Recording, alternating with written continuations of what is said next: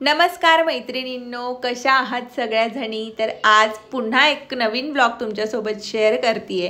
तर हा ब्लॉग आहे अष्टमीचा आणि मी तो तुमच्यासोबत आज शेअर करते कारण घर आवरायला घेतलेलं आहे। कारण दिवाळीची साफसफाई माझी बाकी होती। खूप पाऊस असल्यामुळे साफसफाई करायला जमलं नाही नवरात्र आधी। सो त्यामुळे आता सगळं घर आवरायला घेतलंय आणि घर आवरल्यानंतर दिवाळी इसेन्शियल खूप छान छान गोष्टींचे प्रमोशन्स वगैरे मी करणार आहे आणि तुमच्यासोबत शेअर करणार आहे। मुखवट्यांबद्दल भरपूर अशी एन्क्वायरी आहे, ते पण लवकरच व्हिडिओ थ्रू तुम्हाला दाखवणार आहे। एकदा की माझं घर आवरून झालं की सगळं काही तुमच्यासोबत सविस्तर मी शेअर करणार आहे। चला तर मग आज अष्टमी आहे आणि अष्टमीच्या या शुभ मुहूर्तावर सुंदर असं हळदीचं लेपण मी तयार केलेलं आहे, जे डिटेलमध्ये मी तुम्हाला भरपूर व्हिडिओजमध्ये सांगितलेलं आहे कसं बनवते। आणि आता तर तुम्ही बघितलेलंच आहे की हे लेपण जे आहे मी त्यात काय काय टाकते आणि कसं बनवते। तर लेपण जे आहे ते थोडं पातळच मी बनवते आणि इकडे थोडं फास्ट फॉरवर्ड केलेलं आहे कारण ऑलरेडी व्हिडिओ अर्ध्या तासाचा होत होता, त्याला कापून मी 26 मिनिटाचा केलेला आहे। तर मी हा जो व्हिडिओ आहे उंबरठा लेपनाचा तो इंस्टाग्रामला माझ्या देवपूजेचे जे ब्लॉग्स येतात त्या पेजवर टाकलं, तर तिथे भरपूर अशा जणींच्या कमेंट आल्या की उंबरठा लेपन हे हाताने करावे। तर हाताने उंबरठा लेपन हे मोस्टली साऊथ लेडीज करतात, तर मी हाताने का करत नाही याचं रिझन तुम्हाला देते। मला एकसारखं लेपन हवं असतं, जे वाळल्यानंतर खूप छान असं पिवळा पट्टा ज्याचा अगदी व्यवस्थित असा उमटतो आणि खूप सुंदर दिसतं। मला एकदम प्लेन असं लेपन हवं असतं, म्हणून मी इथे स्पून वापरत असते। तर मला माहिती आहे त्यामागेही काही शास्त्र असेल की हातानेच लेपन करावं, पण मला जे बघायला आवडतं, ज्याने मला जास्त पॉझिटिव्हिटी मिळते ते मी करते। तुम्हाला ऑलरेडी माहिती आहे मी प्रत्येक गोष्टीच्या इतकं डीपमध्ये जात नाही आणि इतके नियम मी स्वतःवर लावून घेत नाही। मला जे आवडतं तेच मी करते कारण मला सगळ्यात जास्त माझं स्वतःचं सॅटिस्फॅक्शन महत्त्वाचं वाटतं। सो त्यामुळे तर मी स्पूनने खूप सुंदर आणि प्लेन असं एकसारखं संपूर्ण उंबरठ्यावर लेपन करून घेत असते। आणि हे जे चांदीचे पावलं आणि स्वस्तिक आहेत तर हे नेहमी काळे पडत असतात, तर हे मी जे लिक्विड तुम्हाला मागच्या व्लॉगमध्ये दाखवलं त्याने मी ते व्यवस्थित उजळवून घेते। तर आज आहे विशेष दिवस। महादेवांच्या मूर्तींना तुम्हाला जसं माझ्या नेहमीच्या ब्लॉग्समध्ये बघितलेलं असेल, महादेवाच्या मूर्तीला मी एक सुंदर असा हार आणत असते। नाशिकच्या पंचवटीच्या फुल बाजारातनं माझी ही फुलांची शॉपिंग होत असते। तर घराच्या सजावटीसाठी जे फुलं वापरते तेही तिथूनच असतात, देवांच्या पूजेसाठी असतात ते पण तिथून असतात, उरली डेकोरेट करण्यासाठी सुद्धा तिथलेच फुलं मी आणते। तर त्यानंतर विशेष दिवसाची विशेष सुरुवात ते उंबरठा लेपनाने आपण केलेलीच आहे। तर लेपन वाळतं तोपर्यंत मी इकडे छान अशी रांगोळी काढून घेणार आहे। तर अष्टमी आहे, आज कन्यापूजन मला करायचं होतं। तर नेहमी मी 9 कन्यांना जेवू घालण्याऐवजी मी एकाच कन्याला जेवू घालते आणि तीही अशी की जी खूप गरजू असेल, कारण गरजू लोकांना ज्या वस्तू आपण देतो त्याची त्यांना किंमत असते आणि त्यांना तितकं ते कौतुकही असतं। सो म्हणून मी गरजूच लोकांना प्रेफर करते, ओटी भरण्यासाठी सुद्धा, कन्यापूजनासाठी सुद्धा। आणि मी कुठेही देवदर्शनाला वगैरे कुठेही गेली तर मी कधीच दानपेटीत पैसे टाकत नाही किंवा तिथे पावती वगैरे करून घेत नाही। मी बाहेर देवाच्या मंदिराच्या बाहेर जे गरीब लोक असतात, जे गरजू मला वाटतात, मी त्यांना पैसे देते। बट मी कधीच ह्या अशा गोष्टींमध्ये पैसे वाया घालत नाही। मी फक्त आणि फक्त गरजू लोकांना मदत करते आणि मला तेच खूप मोठं पुण्य वाटतं। ज्यांच्याकडे जी गोष्ट नाही ती त्याला ती गोष्ट त्या व्यक्तीला दिल्यानंतर त्या व्यक्तीच्या चेहऱ्यावरचा जो आनंद असतो तो आनंद मला खूप सुखद अनुभव देतो। म्हणून मी अशाच गरजू लोकांना अशा गोष्टी देत असते जेणेकरून त्यांना त्या दिलेल्या गोष्टीची किंमतही असेल। नाही तर बऱ्याचदा आपण बघतो आपल्याकडे कोणी आलं, आपण कोणाला साडी नेसवली, ती कितीही महाग, कितीही चांगल्या क्वालिटीची, कितीही छान तिचा कलर असेल, सुंदर डिझाईन असेल, तरीसुद्धा बऱ्याचशा लेडीज अशा असतात की त्या कोणीही दिलेल्या वस्तूला नावं ठेवतात आणि ती त्यांना आवडलेली जरी असेल पण एक तो स्वभाव म्हणू शकतात किंवा असतो एखाद्याला सवय की त्यांना त्या वस्तू नाही आवडत। सो अशा कंप्लेंट्स मला माझ्या पाठीमागे नको असतात। मी कितीही छान दिलं तरीही त्या कंप्लेंट येऊ शकतात। सो मला ते नको आहे, म्हणून मी गरजू लोकांनाच अशा वस्तू गिफ्ट करते जेणेकरून त्यांना ती वस्तू बघून तिचं तेवढंच कौतुक आणि तितकंच महत्त्व असेल आणि तितकाच आनंद त्यांच्या चेहऱ्यावर दिसेल। तर तुम्हाला कसं वाटतं माझं मत मला नक्की सांगा। आज सवाष्णींची ओटी पण भरणार आहे नवरात्राच्या निमित्ताने। तर माझ्या घरी ज्या कामाला येतात त्या दोघी जणींचीच मी ओटी भरणार आहे आणि त्या माझ्याकडे कामाला येणाऱ्या मुलीचीच जी मुलगी आहे तिचंच मी कन्यापूजनसुद्धा करणार आहे। तर तिच्या चॉईसचा छान असा पिंक ड्रेस मी तिला घेतलेला आहे, सगळी ज्वेलरी पिंक कलरमध्ये घेतलेली आहे, जेणेकरून तिचा आनंद द्विगुणित होईल हे सगळं बघितल्यानंतर। तर इथे छान अशी रांगोळी काढून झालेली आहे। तर जेव्हाही आपण रांगोळी काढतो तर तिला कधीच कोरी सोडायची नसते, सो त्यामुळे मी नेहमीच रांगोळी काढल्यानंतर लगेचच हळदी कुंकू रांगोळीवर टाकत असते। तुम्ही बघू शकता छान असा जेड ब्लॅक कलरचा तो खालचा दगड आहे, त्यावर व्हाईट कलरची रांगोळी, त्यानंतर आजूबाजूला लक्ष्मीची पावले आणि त्यावर हळदी कुंकू, किती सुंदर किती रेखीव वाटतंय। तर रांगोळी साच्यांचं मी तुम्हाला मागच्या व्हिडिओत पण बोलली, त्याचा एक सेपरेट व्हिडिओ आपल्या चॅनलवरती आहे, जाऊन नक्की बघा। खूप सुंदर दिसतं आणि खूप अप्रतिम साचे आहेत, खूप कोरीव आणि रेखीव डिझाईन आहे। चला तर मग आज अष्टमीची सगळी तयारी करायला घेते। तर इकडं सप्तमीचा जो कलर होता मोरपंखी, तर मोरपंखी कलरचे दागिने साडी देवी आईला इथं घातलेली आहे। आता ते सगळा जो साज आहे तो मी उतरवून घेणार आहे आणि आज अष्टमीचं सगळं काही जे आहे ते मी देवीला व्यवस्थित असा शृंगार करणार आहे। तर अशा पद्धतीने सगळं काही काढून घेतलेलं आहे। हे गजरे वगैरे जे काही आर्टिफिशियल गजरे मी लावलेले होते ते सगळं व्यवस्थित काढून मग देवीचा पुन्हा छान असा साज शृंगार मी करणार आहे। तर बऱ्याच जणी मला सांगत असतात मोकळे केस सोडू नको, मोकळे केस ठेवू नको पूजा करत असताना, पण मला ही सवय झालेली आहे। माझं खूप डोकं दुखतं, क्लचर जरी लावलं तरी माझं खूप डोकं दुखतं आणि ऑलरेडी मला मायग्रेनचा इश्यू असल्यामुळे मी केस बांधूच शकत नाही आणि हे माझं कम्फर्ट झोन आहे। आणि भरपूर जणी म्हणतात की देवपूजा वगैरे करताना मोकळे केस सोडायचे नाही, पण भरपूर सगळ्या ज्या देवी देवता आहेत त्यांचे केस जे आहेत ते नेहमी मोकळेच असतात। तर मोकळ्या केसांमध्ये एक वेगळीच काहीतरी पावर मला वाटते आणि म्हणून माझे केस मोकळे सोडण्याचा मला काही प्रॉब्लेम नाही आहे। तर आय होप की तुम्हालाही नसेल। तर माझ्या मनात असं कुठलंही काही की मुद्दाम मी मोकळे केस वगैरे सोडते किंवा माझे केस छान आहेत आणि ते तुम्हाला दाखवण्यासाठी मोकळे सोडते, असं काही नाही आहे। ते मला सवय आहे, मला मायग्रेनचा त्रास आहे, केस बांधल्यामुळे मला खूप त्रास होतो आणि माझा पूर्ण दिवस डिस्टर्ब होतो, त्यामुळे मग मी आता थोडी सवय करते। ज्या स्क्रंचीज येतात ज्याने जास्त केस ओढले जात नाही त्या मी नेहमी आता वापरण्याचा प्रयत्न करत आहे आणि त्याने मला त्रासही जास्त होत नाही। सो आता नेक्स्ट व्हिडिओमध्ये तुम्हाला ते बघायला मिळेल। तर आज आहे अष्टमी आणि हा मळवट असलेला सुंदर असा मुखवटा जो मी बाप्पा मोरिया यांच्याकडून घेतलेला आहे। इंस्टाग्रामच्या माझ्या मेन अकाउंटला या मुखवट्याचा व्हिडिओ आहे आणि तिथेच त्यांना कोलॅब केलेला आहे, तर तुम्ही तिथे जाऊन बघू शकतात। खूप दिवस झाल्यामुळे ना मला कुठला मुखवटा कुठून घेतलाय ते लक्षात नाही आहे।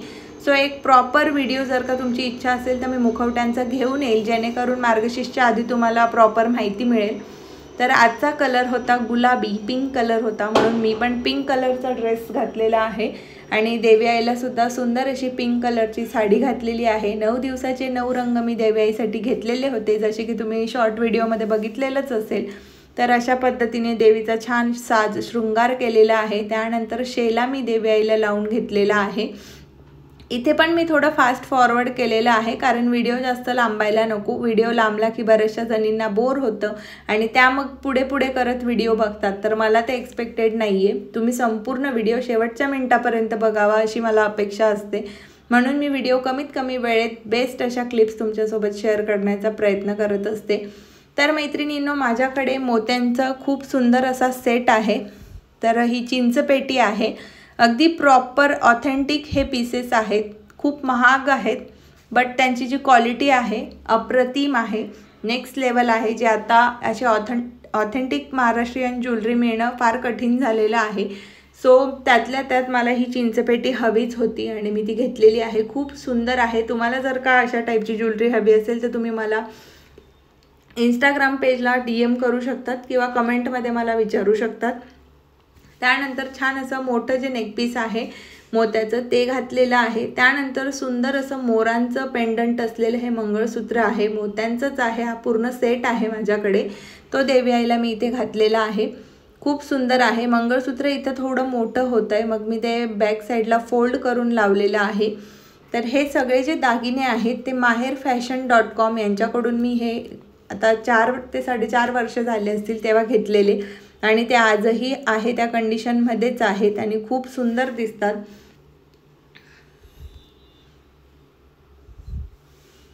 त्यानंतर मुखवटा थोडा लूज होता। मुखवटा लावताना खूप परीक्षा घेतली जाते। मुखवटा बऱ्याच वेळा नीट बसत नाही आणि कधी बसला तर पहिल्याच याच्यात तो व्यवस्थित लागून जातो, नाहीतर अर्धा एक तास मुखवट्याला लागतो तरी सुद्धा मुखवटा जो आहे तो प्रॉपर बसत नसतो।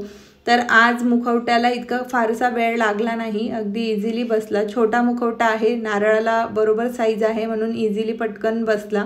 तर आता प्रत्येक मुखवट्याला नारळ तर मी बदलू शकत नाही, म्हणून मग मुखवटा ॲडजस्टमेंट करायला जरा वेळ लागतो काही मुखवट्यांना। त्यानंतर इथे मंगळसूत्र छान असं सेट केल्यानंतर कानातले मी घालणार आहे। नथ ऑलरेडी मी मुखवट्यालाच घालून ठेवलेली आहे। माझ्याकडे 7-8 मुखवटे आहेत, प्रत्येक मुखवट्याला एक नथ मी असं लावून ठेवलेली आहे, जेणेकरून ऐन वेळेस मला ती शोधण्याची गरज नसेल। त्यानंतर सुंदर असा हा कोल्हापुरी सेट आहे जो मी शालीमारमधून घेतलेला। तर ह्या सेटला जवळजवळ 7 वर्ष होत आलेली आहे, बट ह्या सेटची जी क्वालिटी आहे खूप प्रॉपर आहे। खूप छान क्वालिटीचा हा सेट आहे आणि अगदी सुंदर असं फिनिशिंग, टोटल हँडमेड प्रोडक्ट असल्यामुळे फिनिशिंगसुद्धा तशीच आहे, खूप छान आहे। आणि मला असे हँडमेड प्रोडक्ट, साड्यासुद्धा माझ्या हातमागावरच्या हँडलूमच असतात, ज्याही काही पैठणीज वगैरे आहेत, तर मला अशा हातमागाच्या वस्तू खूप आवडतात, म्हणून मग मी तशाच वस्तू घेत असते। आणि कलेक्शन एक बनवावं तर ते ऑथेंटिक प्रॉपर वस्तूंनी बनावं अशी माझी इच्छा असते। त्यामुळे तर अष्टमीची तयारी अजून झालेली नाही आहे, कारण संध्याकाळी मला कन्यापूजन करायचं आहे आणि कन्यापूजनासाठी एक विशेष डेकोरेशन करायचं मी ठरवलेलं होतं। कारण रोज देवयाईचे साज शृंगार मी करत होते, बट मला एक्स्ट्रा डेकोरेशनला फारसा वेळ मिळत नव्हता, सो म्हणून आज मला अष्टमी असल्यामुळे छान डेकोरेशन करायचं होतं। तर इथे मी देवयाईला छानसे गजरे आणलेले, आज पाऊस पण नव्हता म्हणून मी पंचवटीला जाऊ शकले आणि तिथून फ्रेश ताजे गजरे मी आणले। आणि रोज जे मी आर्टिफिशियल लावत होती ना, तर मला मनात कसं तरी वाटायचं की मी आर्टिफिशियल गजरे देवयाईला लावते, पण ऑप्शन नव्हता, खूप पाऊस होता आणि इतक्या पावसात जाणं तिथे शक्य नाही, पावसाचा मालही इतका व्यवस्थित नव्हता, म्हणून मग मी आणले नाही। तर 3-4 दिवस मला असे फ्रेश गजरे वेण्या देवयाईला चढवता आल्या। तर मग ही जी वेणी होती हिचे फुलं निघत होते, त्यामुळे मग मी ते हळदी कुंकवाजवळच ठेवून दिलं, ते प्रॉपर असं फिटिंगही त्याची येत नव्हती, सो त्यामुळे त्यानंतर अजून छान 2-3 गजरे चढवून बघितले, जेणेकरून असा फुलर लुक देवयाईच्या चेहऱ्याला मिळेल आणि छान वाटेल। तर सगळं असं मी ट्राय करत असते, ऐन वेळी जे छान वाटतं ते करते। तर तुम्ही बघू शकता 2-2:30 नंतर ऊन पडल्यावर असं दिसत होतं सगळं काही। तर आता मी सगळं क्लिनिंग वगैरे करून घेतलेलं आहे। आज पिंक कलर आहे म्हणून सगळ्या पिंक कलरच्या बांगड्या देवीला शृंगार म्हणून ठेवलेल्या आहेत। तर आता सगळं मी झेंडूच्या फुलांनी आणि गुलाबाच्या पाकळ्यांनी डेकोरेशन करणार आहे आणि रूम जो आहे पूर्ण अवतीभोवती घटांच्या सगळं सजवणार आहे। तुम्ही बघू शकतात घटांना जे धान्य आहे ते किती सुंदर असं उगवलेलं आहे आणि त्यात ते रेड कलरचे फुलं अगदी शोभून दिसतात। तर इथे मी सगळे झेंडूच्या पाकळ्या ज्या आहेत त्यांनी आज डेकोरेशन करणार आहे। मी रांगोळीच काढणार होते, बट रांगोळी काढल्याने खूप मेस होतो आणि ते पायांना पुन्हा चिपकत असतं आणि घरात लहान मुलं असले तर ते येता जाता खराब करत असतात आणि ते पायांना चिपकताना मला ते अजिबात आवडत नाही। सो त्यामुळे मग मी फुलांचं डेकोरेशन करायचं ठरवलं आणि रांगोळी फुलांचीच काढायचं पण ठरवलं। तर अशा पद्धतीने मी रांगोळी वगैरे सगळं काढून घेतलेलं आहे। आधी देवीचं छान शृंगार, त्यानंतर सगळं पिंक कलरची आज थीम आहे म्हणून पिंक कलरचे मी कमळ आणलेले जे खिडकीत तुम्हाला दिसतात ठेवलेले। त्यानंतर पिंक कलरचं छान असं वस्त्र टाकून तिथे पिंक कलरच्या बांगड्या देवयाईसाठी ठेवलेल्या आहेत, वेगवेगळ्या कलरमधील वेगवेगळ्या प्रकारच्या पिंक कलरच्या बांगड्या सगळ्या कोऱ्या आहेत, एकदाही मी वेअर केलेल्या नाही आहेत या बांगड्या। ह्या सगळ्या देवयाईपासूनच आता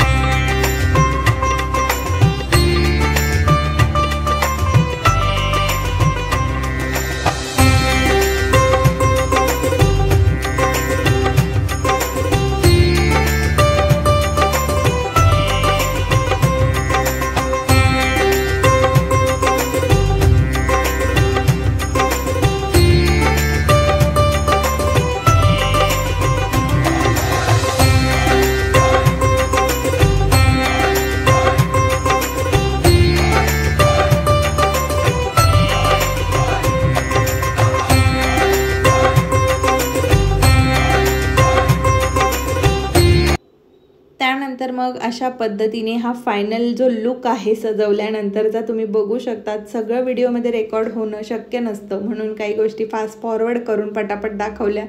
तर अशा पद्धतीने हा क्लोजर लुक होता.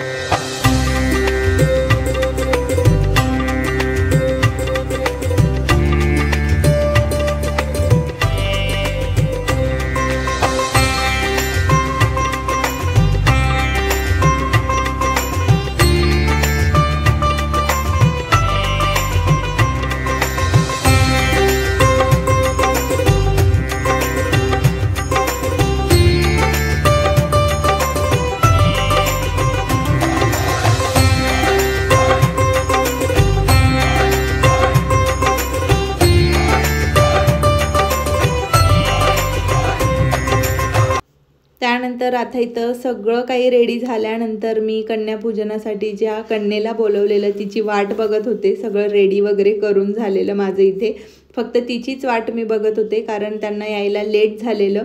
सो स्वयंपाक वगैरे सगळं काही रेडी होता. ती आली की तिची पूजा वगैरे करून डिरेक्टली तिला जेवायलाच बसवणार होते आणि हे सगळं मी संध्याकाळी केलं कारण सकाळून वेळ नव्हता म्हणून मग संध्याकाळी करायचं ठरवलेलं होतं. तर अशा पद्धतीने सगळा सेटअप रेडी केलेला होता. ओटीचं सामान, त्यानंतर पिंक थीम होती म्हणून हे पिंक कलरचे छान कमळाचे पॅचेस, त्यावर ते देव्याईचे पावलं ठेवलेले आहेत. त्यानंतर पिंक कलरचाच ड्रेस मी तिला द्यायचं ठरवलं आणि सगळ्या पिंक वस्तू मी तिच्यासाठी घेतल्या. तर असं म्हणतात की तुम्हाला जर जेही काही देवीआईकडून हवं असेल तुमच्या मुलांसाठी, तुमच्यासाठी, तर ते तुम्ही कन्यापूजनामध्ये त्या कन्येला देवी समजून दिलं तर तुमचे ते सगळे इश्यूज सॉल्व्ह होतात.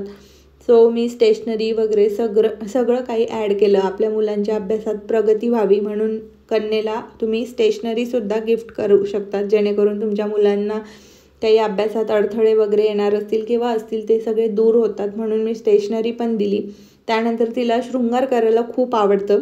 सो सगळा प्रकारचा शृंगार मी तिच्यासाठी घेतला आणि तिला पिंक कलर आवडतो म्हणून सगळं पिंक कलर. आणि कोइन्सिडन्स असा झाला की आज अष्टमीच्या दिवशी पिंक कलरच होता. सो म्हणून सगळं पिंक पिंक आणि असं गर्ली सगळं काही झालं. त्यानंतर मग मी ती आल्यानंतर तिची पूजा कशी केली ते तुम्ही बघा. तर आल्यानंतर मी छान असं हळदी कुंकू लावून आणि गुलाबाच्या पाकळ्या टाकून छान असं तिचं इथं स्वागत केलेलं आहे, वेलकम केलेलं आहे. तुम्ही बघू शकता ती पण खूप खुश आहे. तिने हा जो ग्रीन कलरचा ड्रेस घातलेला आहे हा मागच्या कन्यापूजनचा आहे आणि मी तिला सांगितलेलं की छान असा तो मागच्या वर्षाचा ड्रेस घालून ये आणि छान रेडी होऊन आहे. तर मग ती छान रेडी होऊन आलेली आहे आणि तिलाही हा व्हिडिओ करून घ्यायची खूप आवड होती स्वतःला. तर तिने पण खूप छान असं हे केलं, छान तयारी वगैरे करून स्वतःचा छान सहभाग तिने दाखवला. त्यानंतर इथे मी तिला एक एक शॉटसाठी थांबवत होते. मग एक एक छान छान शॉट्स तिचे घेतले पाय वगैरे ठेवताना. तिला तिच्या मम्मीने छान असं अलता वगैरे लावून पाठवलेलं. हे मी स्वतःच करणार होते, बट मी तिला नेलपेंट लावून यायला सांगितलेलं पायांना, तर तिच्या आईने छान असं मेहंदी वगैरे काढून पाठवलं, जेणेकरून एक देवीचंच रूप असं वाटत होतं. त्यानंतर छान अशी मोठी परात घेऊन प्रॉपर दुधाने पाण्याने तिचे पाय व्यवस्थित धुवून घेतले आणि छान असं तिची पूजा केली.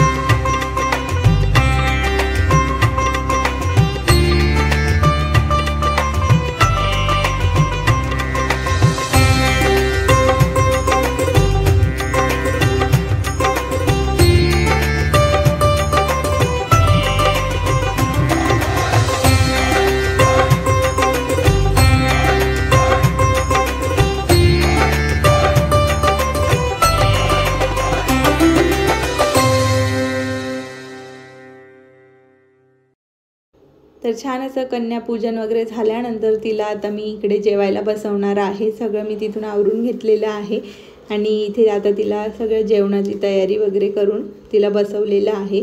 त्यानंतर आमच्याकडे फुलोरा चढवतात सप्तमीच्या दिवशी. तर फुलोरा तिथे टांगायला जागा नव्हती म्हणून आम्ही डब्यामध्ये या सांजुऱ्या करून ठेवलेल्या. तर ते आम्ही तिथे देवीजवळच ठेवतो घटांजवळ. तर तेही अशा पद्धतीने ठेवलेलं होतं.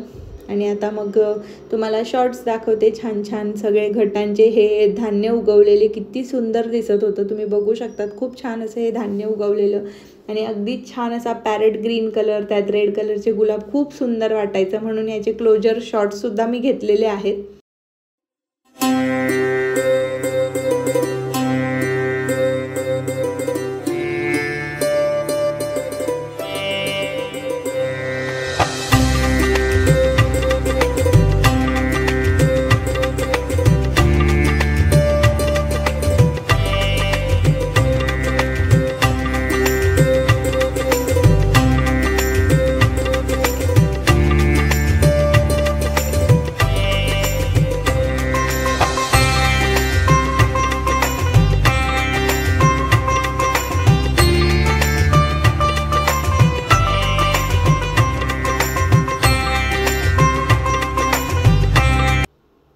त्यानंतर मैत्रिणींनो अशा पद्धतीने देवयाईचा शृंगार, आज छान असं हे कन्यापूजन झालेलं आहे आणि इथे ती जेवत आहे, तिचं जेवण वगैरे सगळं होत आलेलं आहे आणि ती जेवण करत असताना मी असे रॅन्डम शॉट्स घेतले, कारण तिला ते वेगळं वाटायचं, अगदी व्हिडिओमध्ये पोज वगैरे द्यायला ऑकवर्ड व्हायचं म्हणून. आणि सगळं झालं त्यानंतर मग मी ना उंबरठ्याला धूप दीप लावण्याचं विसरलेली, ते सगळं केलं आणि इथे माझा व्लॉग संपलेला आहे.